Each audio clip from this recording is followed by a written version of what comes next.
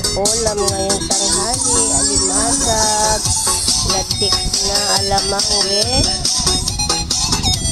dahon ng Chinese malunggay at may fried chicken din. Ayan po, pag wala ang kanin, hindi po happy ang hapagkainan. Kaya kailangan laging may kanin, lalo na dito sa probinsya. Ayan. Medyo makulimlim po ang panahon, pero okay naman. Makulimlim pero may init. Umiinit pa rin po. Ayan po ang aming kapaligiran. Masarap po dito sa probinsya, sariwa ang hangin. Ayan, marami kaming saging sa paligid. Ayan, di ka na kailangan bumili.